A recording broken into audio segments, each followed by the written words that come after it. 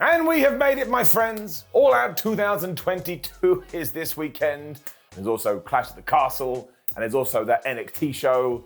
And who knows what else? You probably got to go to dinner for your nan, and your nan's to be like, oh, is that wrestling show on? Because apparently your nan has a serious problem with her voice. The point is, we got a lot happening. Which means we must take our power, we must take our brains, and we have to look at the All Out card and go, well, I am a smart wrestling fan, and I am able to determine what is going to happen. So hello, yes, my name is Simon from What Culture, and let's predict the absolutely massive All Out 22 card. And we shall start off with a match that I'm very excited about, Bryan Danielson versus Chris Jericho. Because if I have done my maths correctly, I think they've only had 2 matches, and the last one was like 27 years ago. So this is actually now a big deal. Especially because on one side we've got the American Dragon, on the other side we've got the Lionheart. So this is like traveling back to the early 90s and then the early 2000s and somehow having a time machine and deciding you are going to use all of this magic in order to have this fight.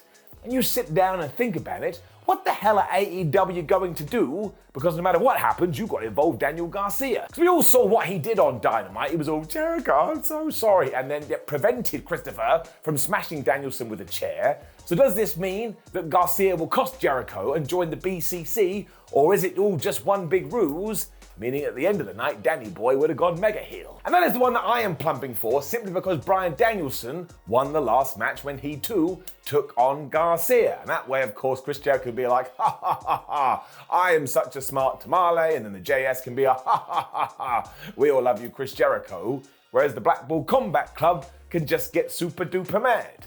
And I do admit that Bryan Danielson does seem to lose a lot, be it AEW or WWE. Here's the truth of the matter, he doesn't give a flub, giving it to Jericho. And the AEW Women's Championship is also up for grabs because we have Toni Storm taking on Britt Baker, taking on Shida, taking on Jamie Hayter. This, of course, is because Thunder Rosa had to relinquish her championship belt, although she is still the interim champion, or the person here is going to be the interim champion. And as always, best thoughts to her. I hope she's recovering well. And apart from that, it's just another shrug emoji. If I'm following my heart and my tum-tum, I would tell AEW to put it on Shida, but given that she's just gone poof and magically appeared back on the show, I don't think we're going to do it. Britt Baker is also a smart option because she does feel like the biggest star in the women's division. But what I would actually do is probably stick to the original plan, because it was meant to be Thunder versus Toni. Storm is still in the thing, so why not just call an audible and go, well, Britt, you weren't meant to be challenging. Jamie, you weren't meant to be challenging. Shida, you didn't even turn up for work. So let's just give it a Toni. I think this makes all the sense in the world too, because while Toni Storm is a terrific wrestler, she hasn't really had a story at the moment that shines a spotlight on her. And I think if you do that, and you give it a few weeks and you stay the course, by the end of it, she'll be smashing it. Given the tag team match we saw on Wednesday too, I bet this is absolute fire. But I'm going to say 2 things are going to happen. Toni Storm will be victorious and your brand new champion. But 2, there will be shenanigans between Britt Baker and Jamie Hayter. And finally, they will do that breakup. We then move on to the 6-man tags, because the House of Black are going to be taking on Miro, Sting, and Darby Allin. And as I have already said, if this isn't one of the funnest matches I have ever seen in my damn life, you can bust in here and call me Charlie. I won't respond to you because my name is Simon, but then we can sit down and have a discussion. Now, I don't know if AEW has done this on purpose, but it's another one that leaves me going, I don't know what's going to happen, because it feels to me like Malachi Black, Buddy Matthews, and Brody King lose a lot, but this is Miro's first match in absolutely ages. And while, of course, Sting or Darby Allin could take the pin, it still counts as an L for the Redeemer. And as someone that has supported this dude since he was Rusev, I don't want this to happen. Don't even know what I'm holding here. Let's say it's a flag. Also, I think that no matter what happens in our main event, Miro, sooner or later, should be the #1 contender, so this is what I'm proposing. We have a crazy match, everyone's fighting all over the place. Darby Allin is trying to kill himself, Sting is being all like, oh, I'm the best wrestler in the world. But eventually, Miro pins one of them. I don't care if it's Malachi Black, I don't care if it's Brody King, I don't care if it's Buddy Matthews. I want him to hit that big kick, the match kick, then I want him to lock in the game over, and I want him to get a decisive victory. Then do a one-on-one with somebody else from the House of Black, Miro wins again, damn it, and then you start building him up for the big prize. And look at my face, I am not joking, so I don't care what you do here, just keep Miro strong. We then have more championships on the line, including the TBS title, and I cannot remember the last time this was defended. It's Jade Cargill versus Athena. Now we do have to put our hands up and say this has taken way too long. I don't think Athena has had one singles match on the main roster. The main roster, this is not WWE, you know what I mean? Ever since she's been on Dynamite and Rampage. And I do understand it's been a little bit bogged down because Chris Statlander got injured. And there was a time there it felt like she was going to be the one to defeat Jade Cargill, which asked the question, should we give it to Athena instead? My answer, to be blunt with you, is no. For one reason or another, this match doesn't feel like it's been built up at all, and you have to have that momentum before you do a title switch. I want to be sat in my chair screaming at my television, please, please make it happen, because I can feel it in my inner goo, and I don't even know what that means. And if Athena did win, I'd be like, good, she's very, very talented, but given that Jade has this massive undefeated streak, I just think you've got to treat it as more of a bigger deal. There's also a bunch of stuff going on with the baddies at the moment. Like, we haven't seen Red Velvet for a while. I know she's injured, but still she could return. Kiera Hogan hasn't done much of anything, and it looks like Layla Gray has picked out of the group. So I suppose Layla could come back and cast distraction, and that costs Jade. But I also think that idea sucks, even though I just proposed it. So just use the baddies to screw over Athena so she can stay strong. But Cargill needs this title by the end of the night, and then yeah, maybe we need to make a little bit more of a thing of it. Which brings us to our grudge match. Jungle Boy, or should I say Jack Perry, taking on Christian Cage. Now, I think everything in this has been brilliant. I enjoyed their sit-down interview in Dynamite when JR was like, oh my gosh, you two really hate each other.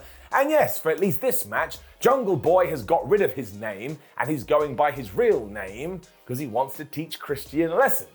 Here's the thing though, I don't think he should win. And the reason for that is nice and simple. I would like it if this is one of these feuds that goes through more than one pay-per-view. I massively respect Tony Khan and the fact he likes to always give us new matches. It's very refreshing, but there is so much to this one, and we've got so much that we can lean on. I would let Christian Cage win. I mean, he can kick Jungle Boy, Jack Perry and the Bulls, or whatever the hell you want to do. And then I would try and eke it out at least over a few television shows. Jungle Boy can then get the second win. Ultimately, he wins 3-1, 2-1, I should say. I'm an idiot, but as long as he's standing tall by the end of it, he beat flipping Christian Cage, who as far as I'm concerned is a legend. You also have an easy get out here, because where has Luchasaurus been recently? Now, this may be me turning into Vince Russo, but it certainly felt like the dinosaur rejoined his buddy boy a little bit too, well, easily, so he could obviously come back and go, ha, I'm only kidding, breathe fire, and then turn on him. Either way, I do think he has to draw a line in the sand here somewhere. If he's not a part of the match whatsoever, that would make no sense. So yeah, I'm not 100% sure. I am going with Christian Cage to win. What kind of lesson does this teach children? Yes, you could insult the dead and everything will be all right. Then we have another six-man tag. I don't even know why. However, it is Wardlow and FTR taking on Jay Lethal and the Motor City Machine Guns. I promise you this, my friends, is gonna be fire. That wasn't the right sound effect. Thankfully too, I believe this is an easy one to call because Alex Shelley and Chris Sabin, as good as they are, and they are absolute legends, are coming in from Impact, which probably means they're gonna get beat. Also, you can't pin Wardlow because he's the TNT champion, and you can't pin FTR because they're like all the tag team champions in the entire world. So if one of them did get pinned, you'd probably have to do something with someone else. I just don't think AEW is going to do it. I do stand by the fact that I think Wardlow should have been involved in his own separate program and defending that TNT championship on this pay-per-view, because at the moment that belt feels a little bit lost in the shuffle. But this will be super entertaining. I will have a super good time. And yes, the good guys will win. I'm not going to lie. This is one of those stupid matches where I actually don't care because it's just so nice to see Alex Shelley and Chris Sabin get their due. They've been smashing it in wrestling for like 20 years. I hope they go wild. And then there's a casino ladder match. I think the winner does get a future #1 contender title shot, so hopefully Miro is in it. But I do believe it's Claudio Castagnoli, Wheeler Yuta, Phoenix, Penta, Dante Martin, Andrade, Roosh, and like I say, a mystery person. Maybe it's me. Not me. This has come so out of nowhere, I don't know what to think about it. I mean, they just mentioned it on Dynamite. It was like, oh man, yeah, we're gonna have a ladder match, hope you're really excited. And I am excited, now I know it's existing. But when it comes to the question mark, I mean, who else is out there for it to even be a massive shock. I mean, I suppose you could put W. Morrissey in there, but if you were going to do that, why the flub would you debut him on Dynamite? So I've got to assume that whoever does win this is just going to have their title shot on TV. We're not building for a pay-per-view. We're not trying to make this a, oh my gosh, I can't believe it main event. So do you know what I would do? Finally, I would give it to one of two people. I would give it to Phoenix, because he's amazing every single time he gets in the ring, and he deserves something. Or I'd give it to Andrade, got this little gun thing here, by accident, because it kind of feels like he had a greater star power before, so maybe we should now try and get that back again. Unless, of course, the Joker is somebody like Goldberg. Can you imagine? Can you imagine CM Punk wins the world title, and then Goldberg wins a ladder match in 2022, and then we do Goldberg versus CM Punk, and Billy Boy wins. Right, I've just changed my mind. That's my prediction. I'm going to try and manifest it into existence just because I enjoy seeing the internet melt down. I know, I'm a bad person. I'm like the Joker. I just want to watch the world burn. Everything cross, go Goldberg. I tell you about a match that seems completely lost in the shuffle as well. The AEW Tag Team title match between Serve in Our Glory and The Acclaimed. On paper too, this should be absolutely excellent because Swerve and Keith Lee have become a great team, and over the last 6 weeks, The Acclaimed have just been absolutely brilliant. I mean, Max Caster is good, Anthony Bowens is good, they've got a good act, they've got a good gimmick, they have a funny microphone thing that makes me chuckle away. But this kind of ties in to the Athena Jade Cargill situation. As much as I would like The Acclaimed to win, I truly do think they should be tag team champions at some point in the future. It just doesn't feel like we've set it up in the right way to switcheroo the belts. I also think because there's 11 matches on this card, this actually could be an afterthought when all is said and done. And remember the names that just came out of my mouth. None of them should be afterthoughts. They should be treated like top card superstars. I don't know. But yes, I am going to give it to Keith Lee and Swerve, but when we do get out of this, we got to sort everything out between them and FTR. I do believe that FTR are top of the rankings. People want to see that match, so we should just give it to them. Otherwise, you know what's going to happen? They'll be like, I didn't get what I want. And ultimately, actually, it doesn't even matter. Which brings us to yet another personal feud. I am pumped for this one. Ricky Starks versus Powerhouse Hobbs. It was only after the fact that I realized we hadn't mentioned this on Dynamite at all, which I do think is a little bit of a shame, because once more, what a great story this has been. They were trying to become the tag team champions, they failed. Ricky Starks was okay with it, whereas Powerhouse wasn't, so he attacked his best friend in the neck region, even though he knew that was his weak area. He was flashing red like a boss. I mean, do you remember that promo Starks cut on Dynamite recently? He was so upset about this and the emotion was just bleeding out of every orifice. But what in the hell do you do here? I truly do think, I'm repeating myself, but it's true, that Ricky Starks is a future world champion. Not just yet, we probably have to get in 2023. But that means we need to heat up William as a heel, and the best way to do that is if he kicks his friend's ass. And I think we could get away with that too because Ricky has a really good persona. All you gotta do is give him a microphone a few days later and let him talk and the fans will get behind him. Whereas if Hobbs is all like, oh man, I'm a beast, and he pins him from the 1, 2, 3, he doesn't have to say much of anything, which he does not need to do. And you'll be looking over going, I don't want to mess with that guy. I'm not saying you need to do a squash or anything like that, but I do think Hobbs should be in control of most of this. And then he slams Ricky Starks with the teeth and with the spine buster, and he pins him for the 1, 2, 3. And again, let's prolong this and stretch it out. We can do it with Christian Cage and Jungle Boy, we can do it with here, and then we're just balancing things out a little bit. And I'll be a happy panda, because once again, I just like these two guys very much.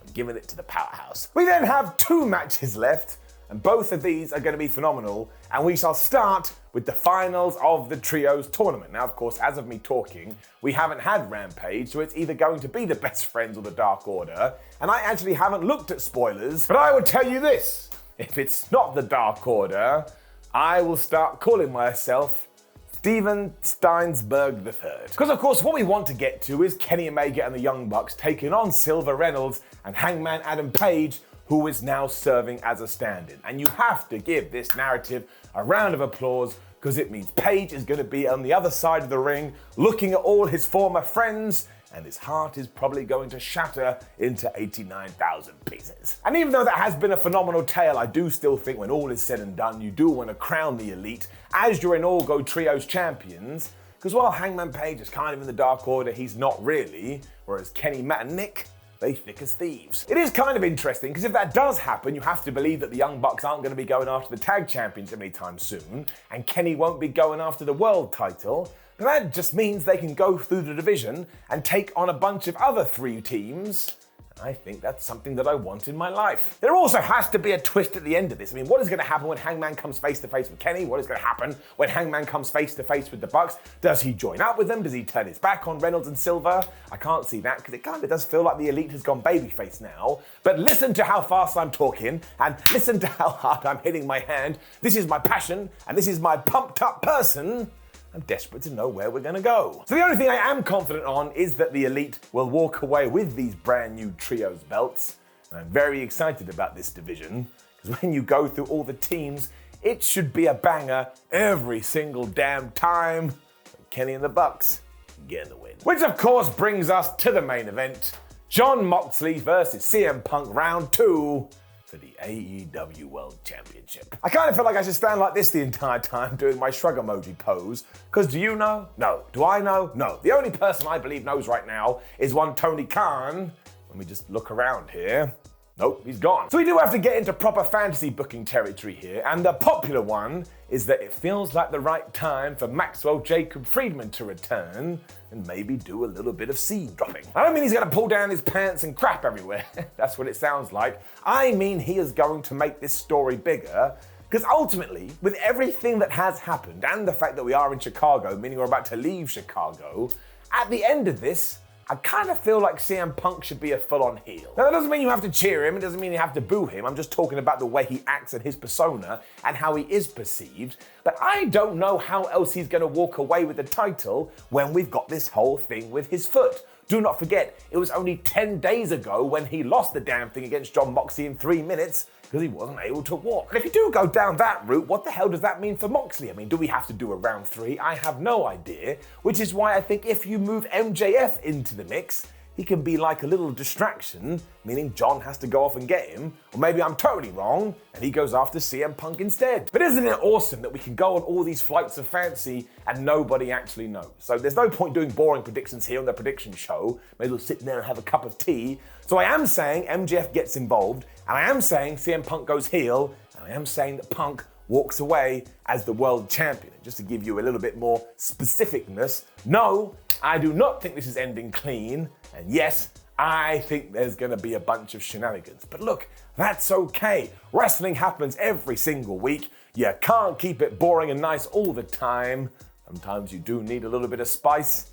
I tell you this, I cannot wait. More importantly than all of that though, make sure you go into the comments below and let us know your predictions, who's gonna win, who's gonna lose, and what surprises are we going to see. Then like the video, share the video, and subscribe. Head over to whatculture.com, read articles, follow us on What Culture. No, wait, follow us on social media at What Culture WWE and Simon316. Then take a moment, stare into the distance, go to YouTube, don't fall over, and watch some videos. My name is Simon What Culture. Thank you very much for joining me as always. If you do see this during Clash at the Castle weekend in Cardiff, make sure you come and say hello. And if you're watching this miles into the future, I had a great time. You take care. Goodbye.